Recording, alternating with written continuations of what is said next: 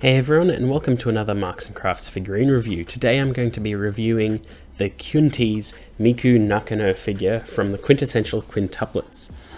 Now, this is the third figure in the Kyunties Quintuplets line, and basically this whole line so far has been about these sort of fashionable red carpet evening dresses.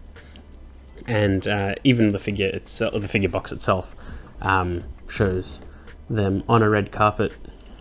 And it's all very elegant and nice, and so far the line has been pretty good, but the paint has been inconsistent. The Ichika figure looked great, but the paint was pretty bad, and the Nina figure that I had was just generally good. So yeah, it's 1-1 either way on it being good or bad. So we've got 5 figures in the line. Today I'm going to be looking at the third figure released, which is the third sister in the lineup, which is Miku. And we'll see if this one's good or bad as well.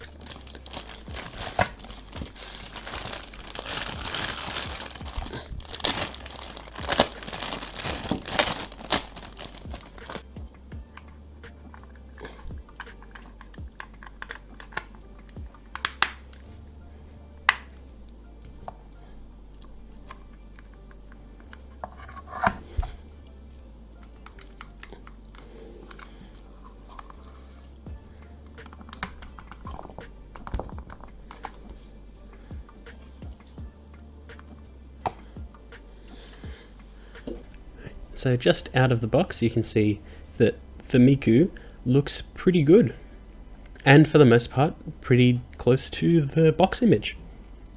I do think that her hair had a little bit more sort of depth in the promo image, but this is still pretty good, all things considered. I do like the pose. I like that the head's tilted just a little bit, and the outfit is interesting. Not really what I'd think Miku would wear, but it looks good on her. And as is the case with all of these figures so far, there is a use of clear plastic to give a sort of like more elegant look to it, and the clear part in this case is this sort of like sash on her left arm. And it looks quite nice. It gives the figure quite a bit of depth. Now, the single-tone black dress, I feel like some of the detail is lost in it because there's no clear parts on the dress itself or any extra accents on it. So unfortunately the detail is lost, especially on camera. It just looks like she's wearing a sheet. But yeah, that's just an unfortunate choice, and it does match with the rest of the line, so there's not much you can do about it. But let's take a closer look at the figure so we can see those details. Now, first up, the face sculpt, like the other Kyunties figures, quite good. They did try their best to nail the aesthetic of quintuplets. I do like the jewellery, like the earrings and the necklace. They are only coloured in one silver colour, but that is perfectly fine. And why is my camera blurring? There we go. But yeah, looks pretty good. The face sculpt itself reads as one of the quintuplets. I don't know if it really reads as Miku. It's got all the elements of her, but I don't know, I'm not really seeing it. But it does look really good. It's got the signature eyes and heavy blush, and yeah, it does look quite good. So moving a bit further down, you can see that she's showing off quite a bit of skin in this outfit. And it's mostly matte for her skin color, but there are some very minor issues just under this sash. You can see it gets glossy, so it wasn't fully painted in the finish, but that's okay.